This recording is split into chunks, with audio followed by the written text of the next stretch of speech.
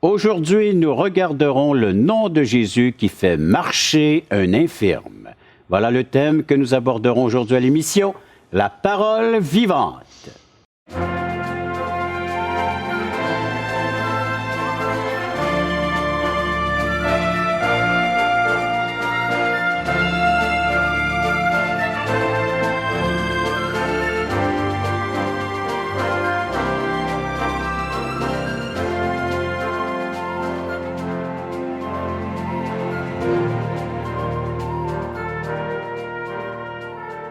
Mesdames, Messieurs, bonjour, bienvenue à l'émission La Parole Vivante. Ici le pasteur Régent Joly qui vous souhaite la plus cordiale des bienvenues à cette autre émission. Actes chapitre 3. J'espère que vous avez en main la possession de ce livre des Actes ou bien le Nouveau Testament, mais Actes chapitre 3, on va regarder ensemble cet enseignement avec mes amis Jeff, bonjour Jeff, bonjour Jean. Et Jean-Pierre, bonjour Jean-Pierre. Bonjour messieurs. Actes chapitre 3. C'est une histoire là, qui se poursuit avec cette église locale. Oui. On voit Pierre et Jean qui vont se promener dans les rues de Jérusalem. Ils vont accomplir un miracle. Oui. Au nom de Jésus. Ils s'en allaient au temple à l'heure de la prière. Donc, à chaque jour, ils étaient assidus à ces heures-là de prière. Bien, c'est dans leur culture. Hein? Parce que finalement, Psaume 55, verset 18, les Juifs avaient bâti une vie un peu comme Daniel, quand il était déporté. Finalement, il y a un prophète qui était déporté à Babylone. Il faisait 3 fois par jour, le matin, le midi, le soir. Et puis c'est comme le psaume 55 nous dit le matin, le midi, le soir, je gémis devant toi, tu sais, je t'invoque. Alors Pierre et Jean montaient au temple, Régent, à l'heure de la prière. On fait une lecture. On pourrait lire le texte. Avec un si bel encouragement de votre part. J'y vais, les amis, j'y vais. Donc, Actes chapitre 3 et les versets 1 à 11. On prend une grande portion aujourd'hui. Oui, un grand respire aussi. Non, mais c'est une belle histoire, vous allez voir. C'est vrai. Très encourageant. Alors, vous êtes prêts? Oui. J'y vais. Pierre et Jean montaient ensemble au temple à l'heure de la prière. C'était la 9e heure. Il y avait un homme boiteux de naissance qu'on portait et qu'on plaçait tous les jours à la porte du temple appelé la Belle pour qu'il demande l'aumône à ceux qui entraient dans le temple. Cet homme, voyant Pierre et Jean qui allaient y entrer, leur demanda l'aumône. Pierre, de même que Jean, fixa les yeux sur lui et dit « Regarde-nous ». Et il les regardait attentivement, s'attendait à recevoir d'eux quelque chose.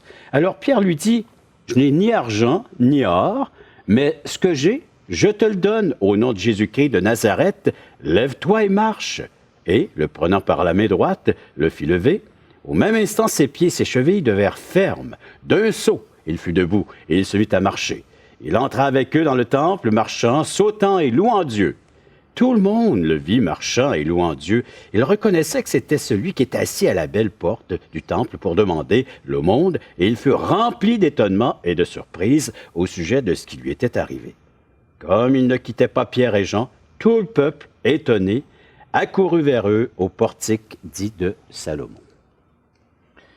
Donc, on est à la 9e heure, ou une autre manière de dire, parce que à l'époque, on comptait le commencement de la journée comme l'heure zéro, 6 heures du matin. OK. Donc, on est au fond à 3 heures de l'après-midi. Et comme on le voit ici, ça reste une tradition encore en Israël.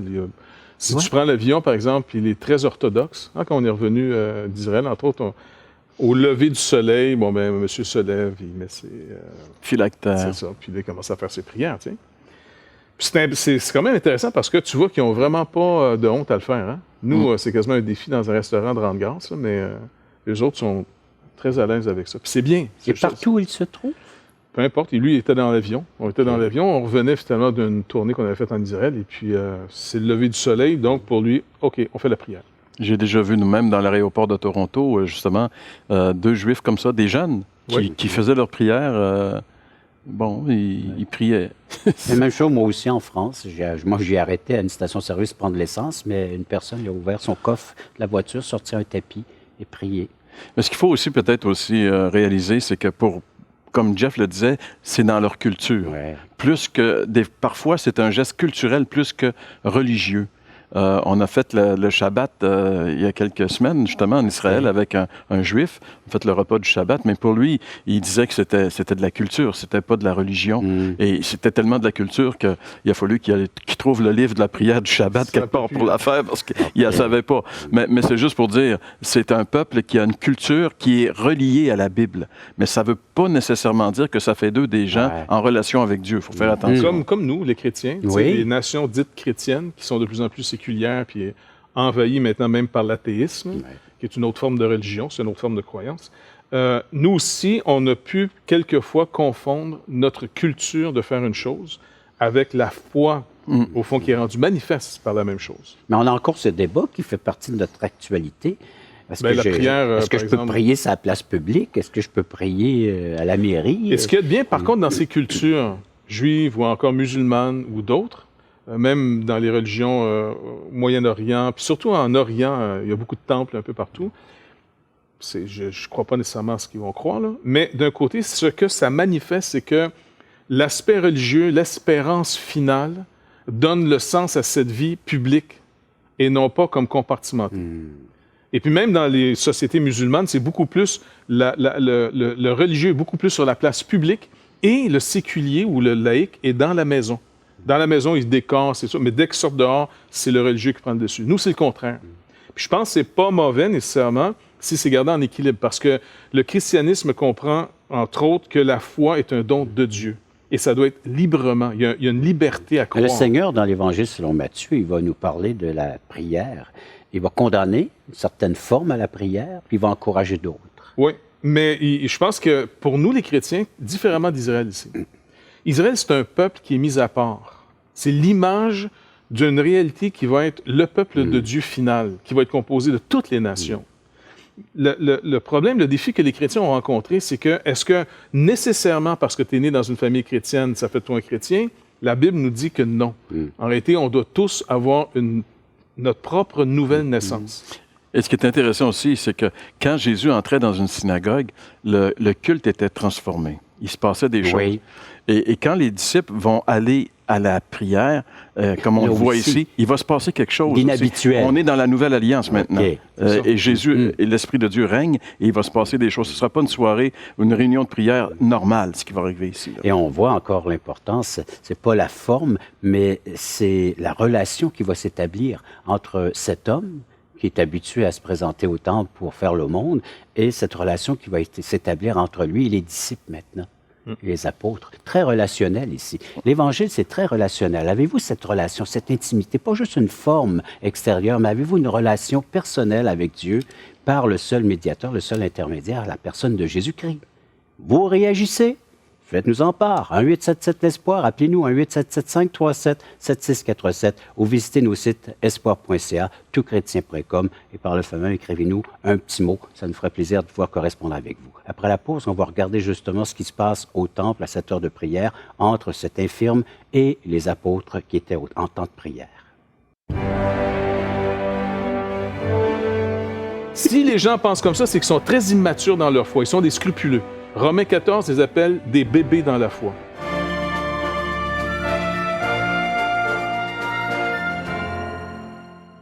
Assistez à un merveilleux déjeuner de l'espoir dans votre région. Un invité vous racontera comment Dieu a transformé sa vie et comment son cœur, souffrant, a trouvé une joie indicible en développant une relation personnelle et intime avec Dieu et son Fils Jésus-Christ.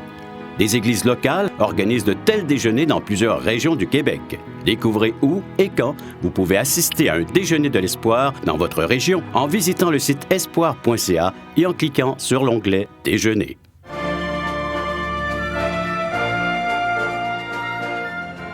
Acte chapitre 3, alors c'est Jean et Pierre, et non Jean-Pierre, mais ne pas confondre, mais qui allait à une rencontre de prière au temple. Et là, il y a une rencontre unique. Il y avait un gars qui était infirme, puis on le plaçait là. Ouais. C'était quand même bien pensé, hein? On le plaçait là parce qu'il y avait beaucoup de monde qui rentrait dans le temple. Donc, il y avait des chances que quelqu'un soit généreux. Il s'en va à l'église. Non, mais il y a des places comme ça que c'est plus facile si tu fais l'aumône. Non, c'est vrai. Qu'au coin de la rue. Non, mais dans le sens, c'est le coin de la rue, ça agresse des fois un peu. Mais il y a des lieux stratégiques. Une église, les gens étaient à l'église ou au temple, ils ont prié. Bon, ils se sentent un petit peu redevable envers Dieu, donc c'est bien. Mais une autre place qui fonctionne très bien pour ceux qui font le monde, c'est à la sortie d'une SAQ. Métro. Ah, SAQ. Oui. Souvent, les gens ont le malaise de se payer une bouteille de vin, puis je connaissais un gars, où est-ce que je restais, c'est là qu'il quêtait. Et puis, ça marchait. Ça marchait. Je croyais que tu allais dire une bouche de métro là, à Montréal. Bien, ça peut être aussi une bouche de métro. Les gens sont pressés. Là. Ils s'en vont travailler, puis ils se disent, écoute, moi, je travaille, il faut Ils font une bonne action. Psychologiquement, là, le gars, il a trouvé un bon spot. Bon. OK, ça, c'est... Moi, ici, là, dans notre histoire. Et puis, il n'est pas jeune quand même. Dans le chapitre suivant, on dit que cet homme, au chapitre 4, verset 22, avait plus de 40 ans. Donc, c'est un infirme qu'on dépose là, donc il ne peut pas marcher. Le thème boiteux est peut-être... et en plus aussi, il devait être comme... il faisait partie des meubles. Oui, les gens s'habituaient à le voir. Oui, ils savaient qu'il était là. Écoute, ça fait longtemps qu'il est là. Oui, il fait partie des meubles. C'est pour ça que quand ils l'ont vu, parce que là, Pierre et Jean s'en vont à ce lieu. Pourquoi le temple? D'abord parce qu'ils sont juifs. Il ne faut pas oublier que Jésus n'a pas inauguré une nouvelle religion. Le Seigneur Jésus-Christ a accompli, au fond, ce que les Juifs espéraient. Et puis là, on rentre non plus dans les images, mais dans la réalité. Fini le temple. Fait qu'ils vont utiliser encore le temple, mais comme un lieu pratique. C'était le grand parvis. Tu peux rassembler des milliers de personnes là.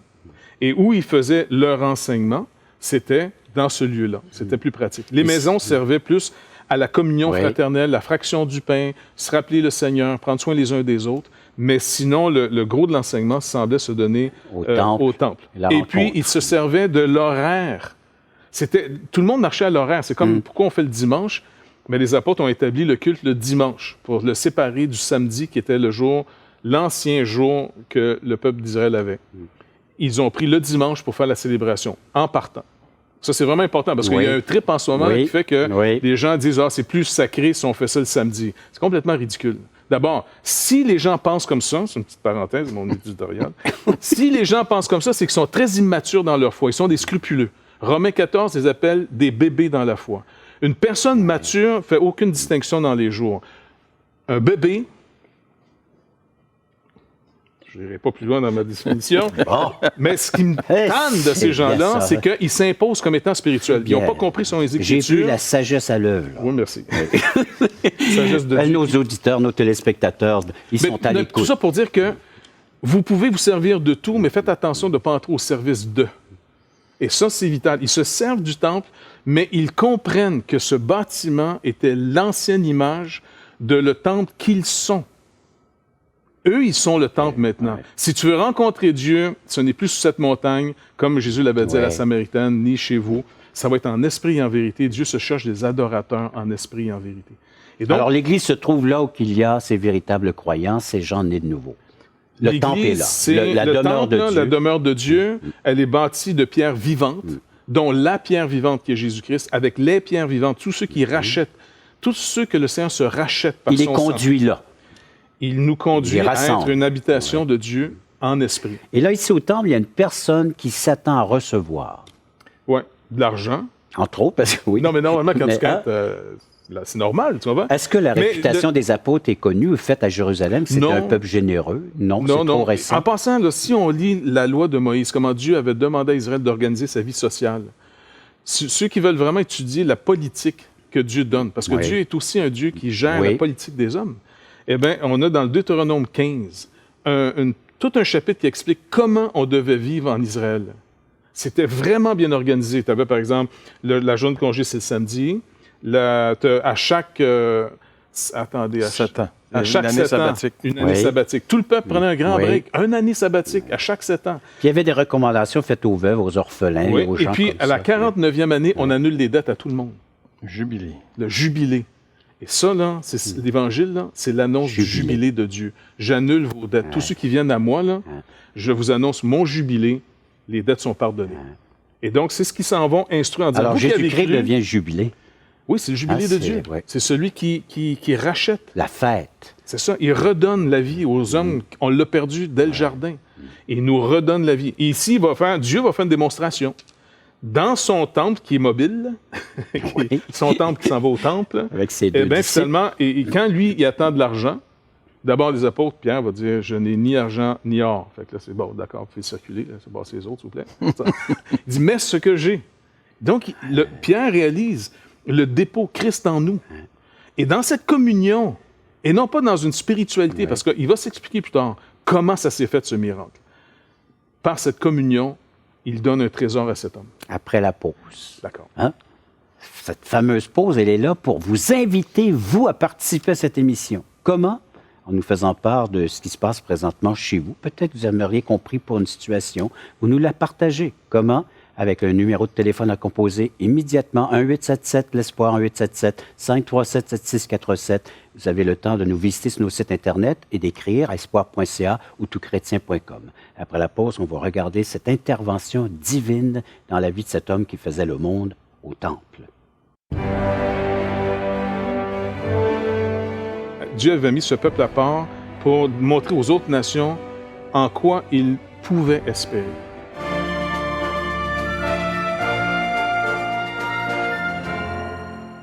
Voulez-vous combler le vide dans votre âme? Avez-vous soif d'une sérénité intérieure? La souffrance de votre cœur vous lasse-t-elle? Appelez dès maintenant pour recevoir gratuitement un évangile de Jean pour connaître l'amour de Dieu, un Nouveau Testament pour trouver des réponses à plusieurs de vos questions, le livre Destination finale pour comprendre la nécessité du salut et finalement la Bible et le salut qui nous explique comment recevoir Jésus. Contactez-nous à espoir.ca ou composez 1-877 l'Espoir.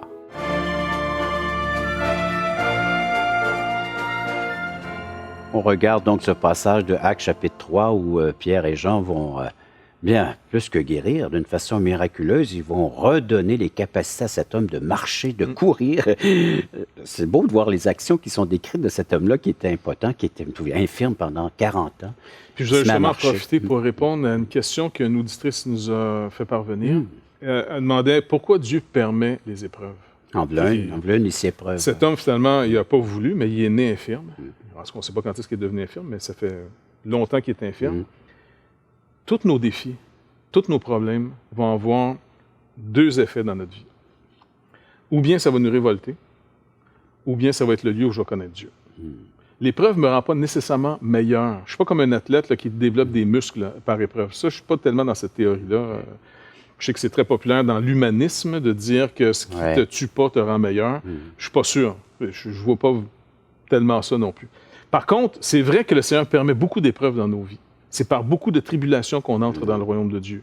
Ou encore une fois, Paul va dire, non seulement on a la paix avec Dieu, mais il dit bien plus, on se réjouit même des diverses afflictions, sachant que l'affliction produit la persévérance, la victoire et la victoire, l'espérance. Maintenant, qu'est-ce que, ici, cet homme a à vivre comme épreuve? Il est infirme, il ne peut pas marcher, il est dépendant de la générosité des gens.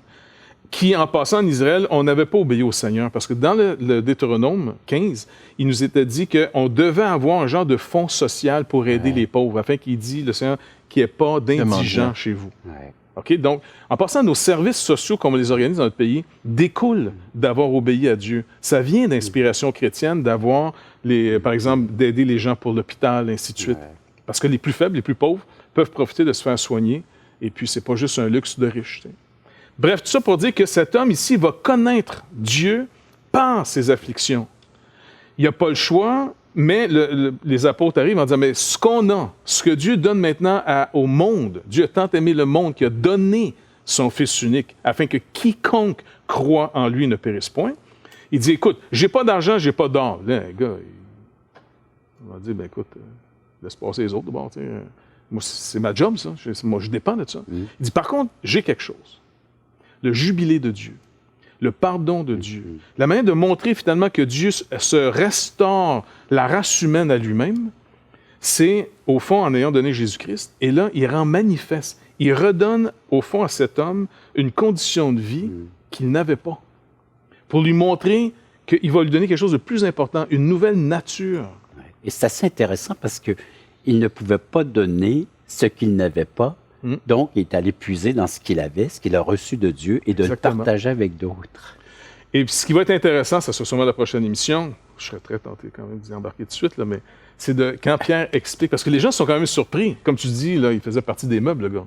Hein? C'est quasiment lui qui avait les clés pour ouvrir les portes. Puis, tu sais, comme à Jérusalem, de la grosse église de Saint-Sépulcre. Vous êtes allé voir ça? Ben, on a fait une émission là. Ah. On l'a pas fait en dedans. Ils ont même sorti la fanfare, spécialement pour Jeff. Vous? Ah oui, pour Jeff? Oui, oui. Ça a vraiment fait spécial. Ça, moi. Synchroniser tout. Pendant qu'il parlait aux Il téléspectateurs. était en train d'expliquer qu'on avait transformé ce lieu où Jésus avait été crucifié en mascarade. C'est une mascarade. Puis dès qu'il dit ça, les cloches se mettent à sonner, la parade sort de là. C'était comme synchronisé pour... Non, mais honnêtement, ça c'est personnel, mais si vous cherchez Dieu, puis vous cherchez le Seigneur Jésus-Christ, là, vous n'allez pas plus se trouver en Israël. Au contraire, ça risque d'être un peu décevant. Parce que le côté hyper religieux, qui est comme la fuite de la vraie vie, on fait un déni total de ce qu'on est. Puis le religieux, c'est ça. Peu importe, que ce soit chrétien, que ce soit musulman, c'est un déni de la vie humaine. Dieu s'est incarné dans une vie humaine, normale. Puis ici, il va se révéler, se faire connaître. Exactement. Et puis là, ça va au temple, pas parce que le temple offre quelque chose de plus, sinon une place. Et encore, pour souligner cette vérité que Jeff vient de dire, en fait, la religion catholique dit que Pierre est le premier pape. Oui. On le voit ici, il n'y a pas d'argent. Et j'avais entendu, des fois, il y avait un pape qui avait dit, je ne peux plus dire comme Pierre, le premier, je n'ai ni argent ni or. Il n'y a pas un pape qui ne peut pas dire, je n'ai ni argent ni or. Il trône sur une fortune qu'on ne peut même pas évaluer.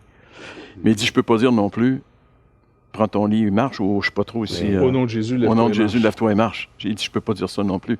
Donc, il y a de l'argent, mais il n'y a plus la puissance de Dieu. Dans le sens que ce que Pierre va donner à cet homme, il va l'expliquer plus tard dans sa lettre lorsqu'il va dire, c'est pas par de l'argent et de l'or que nous avons été rachetés, mais par le sang précieux de Christ. Ça a une valeur inestimable. La vaine manière de vivre de nos parents. Parce que les parents vivaient dans l'espérance, et trop souvent cette espérance qui devait rester. C'est comme si les Juifs, Dieu avait mis ce peuple à part pour montrer aux autres nations en quoi ils pouvaient espérer. Dieu s'était engagé, il a fait alliance, au fond, en montrant par Israël. C'est pour ça qu'il appelle Israël le sel de la terre. Parce que le sel, en Israël, c'est pour mettre sur les sacrifices. Lévitique 2.13. D'une bonne odeur à Dieu. Et puis, puis en même temps, ça dit, tu vas mettre du sel sur toutes tes offrandes, parce que le sel est le signe de l'alliance. C'est un signe que j'ai fait alliance, que le monde entier peut espérer. Mais il dit à Israël, si toi tu n'y crois pas, si tu perds ta saveur, le sel, il sert à quoi? À rien. Donc, nous, maintenant, quand on parle aussi maintenant, comme Paul dit, maintenant que votre parole soit assaisonnée de sel. C'est sûr qu'il ne veut pas qu'on ait ça rien. Mais qu'on parle toujours dans... Les promesses ont été accomplies. Dieu est fidèle. Il y a un salut. Et il n'est pas dans l'humanité, sinon en Jésus-Christ seul. Et donc, il faut aller au-delà de ce que nous pouvons voir, au-delà de la forme religieuse, au-delà des maisons religieuses qu'il peut y avoir, les temples aujourd'hui. On voit qu'ici, ce qui se passe, il y a une relation intime et personnelle qui s'installe entre cet homme et les apôtres par ce que Dieu a bien voulu faire partager par Pierre, la vie en Jésus-Christ. Le pardon et la réconciliation, c'est là, il faut chercher, il faut aller plus loin et avoir cette foi, ce pas de foi que c'est Jésus-Christ que j'ai besoin de rencontrer un jour dans ma vie. Vous réagissez? Alors, rappelez-nous, composez ce numéro de téléphone, vous voyez à l'écran, ou écrivez-nous un petit mot. Après la pause, on conclut l'émission. Est-ce qu'on est prêt à recevoir ce pardon? Juste y croire. Croire que Dieu veut vraiment nous sauver. Dieu est vraiment pour nous. Oui. Il n'est pas contre nous.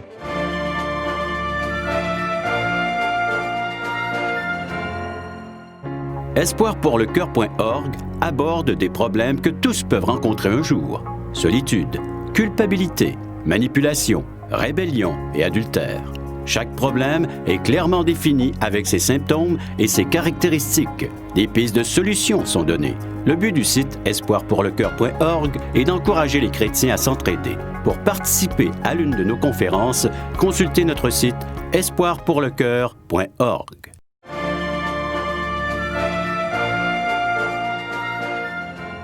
Un changement radical, Actes chapitre 3, ce que cet homme reçoit de la part de Jean et de Pierre, une nouvelle vie, une nouvelle existence. Imaginez, cet homme-là était arrêté à la porte du temple, il ne pouvait pas rentrer. Et là, il rentre, et puis il saute, il a la joie, et il parle des merveilles de Dieu. Il partage ce qu'il vient de recevoir déjà à l'instant même. C'est une belle image que Luc, en écrivant ça, nous montre ici. Parce que c'est vrai, en Israël, il y avait un commandement qui disait que toutes les infirmes, des aveugles, peu importe, ne pouvait pas entrer finalement dans le À cause de temple. David, oui. Hein? David. Et puis, c'est un peu pour montrer, humainement, là, on est tous infirmes, puis on est tous brisés, Voilà. puis on est tous aveugles. On marche Et donc, la boiteux, parole dit, hein? ça ne peut pas rentrer dans la présence de Dieu. On ne peut pas rentrer Les comme ça. boiteux là. ne peuvent pas rentrer. Non. Et c'est pour ça qu'on se sent coupable, Ouais. qu'on essaie d'étouffer cette culpabilité par toutes sortes de moyens. Le moyen d'être délivré de la culpabilité qui peut vraiment empoisonner une vie, ben, c'est par le pardon qu'on reçoit de Dieu. Et ce pardon, non seulement Dieu nous met à zéro, mais il nous habille d'habits royaux. Il nous rend justes. C'est pas qu'il nous a donné d'abord versé en nous plus de capacité pour être juste.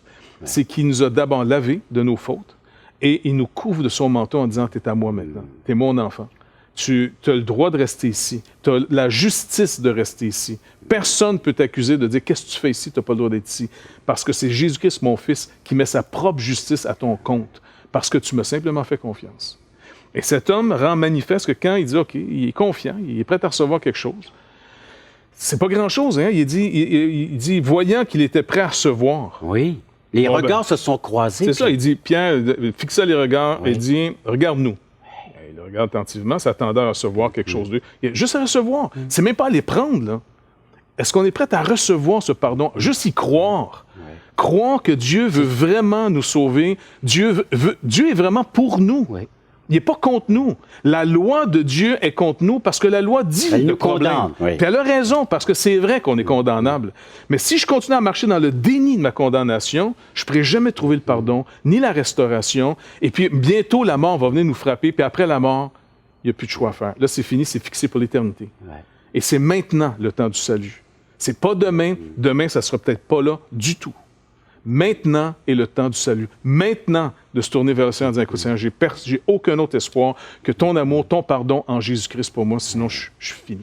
Et tu reconnais peut-être comme cet homme ton impotence, ton impuissance d'entrer dans la présence de Dieu. C'est seulement ce que Dieu t'offre en la personne de son Fils. C'est ce témoignage. Celui qui a le Fils a la vie. Celui qui a le Fils possède toute chose. Maintenant, il peut entrer dans la présence de Dieu. Il peut sauter de joie. Il peut parler des merveilles de Dieu. On peut dire comme Pierre et Jean, regarde-nous. On est de la même nature que toi. Qu'est-ce qui a fait la différence chez nous? C'est le fait d'accepter de recevoir la déclaration de Dieu basée sur l'œuvre de Jésus-Christ.